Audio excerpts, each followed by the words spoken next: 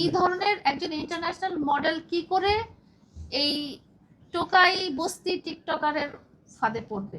অবশ্যই কিছু না কিছু আছে। ওরা যখন মোহনাকে খুঁজে পেয়েছে যে না ঠিক আছে, এই নারীরও যেহেতু একটা পাস্ট আছে এবং এই নারীরও একটা টাকা পয়সা আছে, এই নারীকে টার্গেট করা যায়, তখন আমারও ধারণা মোহনাকেও ওরা ওই 6-7 মাস কালো জাদুই করেছে।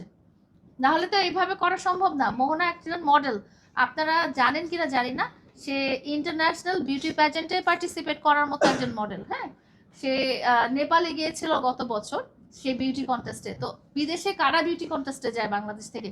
যারা টপ অফ দ্য টপ তারাই তো যায়। এই ধরনের একজন ইন্টারন্যাশনাল মডেল কি করে এই টোকাই বস্তি টিকটকারের ফাঁদে পড়বে? অবশ্যই কিছু না কিছু আছে। ও আমাকে খুব গর্ব করে বলেছে সে 5,000 বডি কাউন্ট তার আছে। 5,000 সে গর্ব করে বলেছে আমাকে। হ্যাঁ, এখন তারপরে তার 1 বছর অতিবাহিত হয়েছে। এখন আপনারা তাকে জিজ্ঞেস করতে পারেন যে আপনার বডি কাউন্ট কত? শুধু মেয়ে না, এটা শুধু মেয়ের কথা বলেছে, অন্য জেন্ডারের কথা হিসাব করে বলতে পারেন নাই।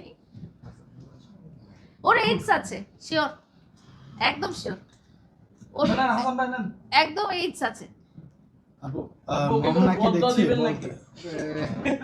নিঃশ্বাসে নিঃশ্বাসে বদদোয়া, নিঃশ্বাসে নিঃশ্বাসে অভিশাপ।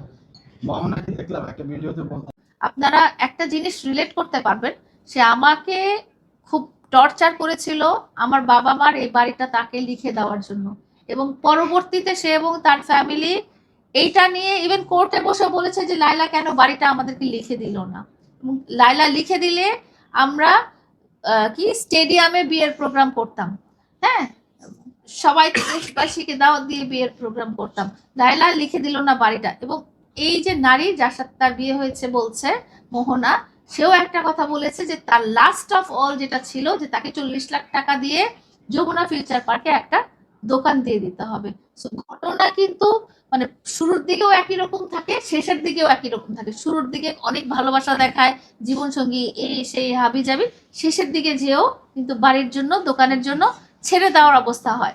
এবং আপনারা দেখবেন যে মেয়েটাকে মারতে মারতে এমন অসুস্থ করে দিয়েছে, এমন ভাবে টর্চার করে অসুস্থ করে দিয়েছে যে মেয়েটা অনেকদিন হসপিটালে আইসিইউতে ছিল, এবং তারপরেও সে জড়িয়ে ধরে কিন্তু ভিডিও, রোমান্টিক ভিডিও বানাচ্ছে।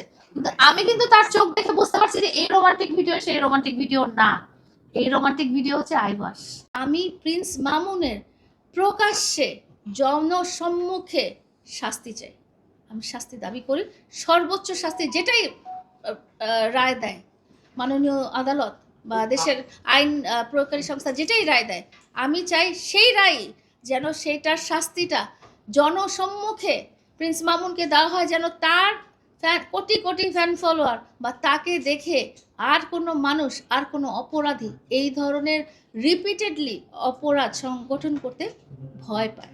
আপনি যে কথাটা বলেছেন, আমি সংঘবদ্ধ হওয়ার কারণে কিন্তু আমি 2023 সালে ডিজিটাল খবরের অফিসে আপনাদের সবাইকে নিয়ে বসেছিলাম, পাওয়ার পয়েন্টের প্রজেকশন দিয়ে তার অপরাধের সিরিয়াল কার্যক্রম আপনাদের কাছে প্রেজেন্ট করেছি, সো দ্যাট সামাজিক অ্যাওয়ারনেস ক্রিয়েট হয় এবং প্রিন্স মামুন এবং প্রিন্স মামুনের মতো এই ধরনের ক্রিমিনালদের বিরুদ্ধে যেন লোকজন সোচ্চার হয় এবং ভয়েস রেজ করে। বাট আনফর্চুনেটলি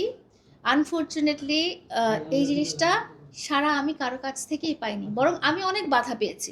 আমাকে বলা হয়েছে যে আমি টার্গেট করে প্রিন্স মামুনকে আমার বাসায় নিয়ে এসেছি আমার ফিজিক্যাল মেন্টাল নিডস মেটানোর জন্য, হুইচ ইজ অ্যাবসলিউটলি রং।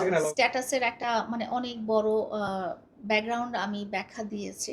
যখন আমরা তার সাথে, এটা সবাই জানে, আপনারাও জানেন, যখন আমরা তার সাথে বিবাহ বন্ধনে আবদ্ধ হওয়ার মতো একটা ভুয়া ঘটনা ঘটেছে, যে কাবিননামাটা আসলে ফেক, যে কাবিননামাটা কিন্তু আসলে সত্যি না। হ্যাঁ, তো এই ঘটনাটা যখন ঘটেছে তখন তো আমি জানতাম না যে কাবিননামাটা ফেক। আমি জানি যে আমার কাবিন আছে, বাট আসলে কিন্তু কাবিন না। ও জানে যে ও ফেক করেছে, আমি জানি আমি রাইট। আমাকে বোঝানো হয়েছে, আমি সোশ্যাল মিডিয়ার লোক, আমি সিমি ইসলাম কলির সাথে সিনেমা করার নায়ক হিসেবে চুক্তিবদ্ধ হচ্ছি 3 বছরের জন্য, এবং এই সময় ডিক্লেয়ার করা যাবে না আমি ম্যারিড। ঠিক আছে, এই সময় আমার ওই চুক্তিপত্রের লেখা অনুযায়ী আমার ডিক্লেয়ার করা যাবে না আমি ম্যারিড। তো আমার যে লাইফ পার্টনার, আমার যে জীবনসঙ্গী তার ক্যারিয়ার যদি একটা ভালো হতে থাকে, তার ইচ্ছা সে শাকিব খান হবে, তো আমি কেন সাপোর্ট করব না? এই সামাজিক যোগাযোগ মাধ্যমে আমি বিয়ে করলাম বা বিয়ে করলাম না, সেটা মানুষজনের ট্রল বা কথাবার্তা এগুলো শুনে তো আমার কিছু হবে না। যদি আমার হাজব্যান্ড বা আমার জীবনসঙ্গী যদি আজকে একজন সুপারস্টার নায়ক হয়, যেটা তার ড্রিম, আমারও ড্রিম। হ্যাঁ, তো এই কারণে প্রথম দিক থেকে আমরা এটা হাইড করেছি আপনাদেরকে, তো এটা পরবর্তীতে বলেছি। দ্বিতীয় কথা হলো, কিছুদিন আগে একটা বিশাল রায় হয়েছে, নাসির তামিমার রায়, যেখানে মাননীয় জজ বলেছেন আদেশের মধ্যে বা যেটা আসে যে রায়ের মধ্যে বলেছেন, স্বামী স্ত্রীর মধ্যে কন্ডাক্টটাই আসল। সেখানে ডকুমেন্ট থাকলো কি থাকলো না, সেটা হচ্ছে নট মুখ্য ব্যাপার, সেটা মুখ্য ব্যাপার না। স্বামী স্ত্রীর মধ্যে একজন আরেকজনের সাথে যে কন্ডাক্টটা, সেটাই মূল। তো তার সাথে আমার আমার তো কাগজ আছে আমি জানি, হ্যাঁ, কিন্তু তার সাথে যে আমার কন্ডাক্টটা, সেটাই তার সাথে আমার ব্যক্তিগত যে কন্ডাক্টটা, সেটাই আমার কাছে প্রাধান্য পেয়েছে। হ্যাঁ, এটা যদিও আমি এক্সাম্পল হিসেবে সেই দিনের রায় বললাম, বাট আমি জানি সে আমার হাজবেন্ড, সে জানে আমি তার ওয়াইফ, তার পরিবার জানে আমাকে ট্রিট করতেছে তার বউ হিসেবে, তার নানা বাড়ি, দাদা বাড়ি, তার বন্ধু, তার সহকর্মী, সবাই আমাকে, সবাই বলতো প্রিন্স মামুনের বউ, বলতো না? সেই 2022 থেকেই বলতো। কেন বলতো? আমাদের কাবিননামাটা কতজন মানুষের কাবিননামা তুলেছে আপনি বলেন? এই যে মোহনা, আমাদের এত ঘটনা জানার পরও সে কিন্তু কাবিননামা তোলার কখনো প্রয়োজনীয়তা বোধ করে নাই, যতক্ষণ না পর্যন্ত সে আপনাদের সামনে এসেছে। অনেক মানুষের কাবিননামাই নাই, শরীয়ত মোতাবেক হয়তো দোয়া কলমা পড়ে উনি আমার কাছে এখন পর্যন্ত কোনো সহায়তা চাননি, উনি কিছু বলেননি বা যোগাযোগও করেননি।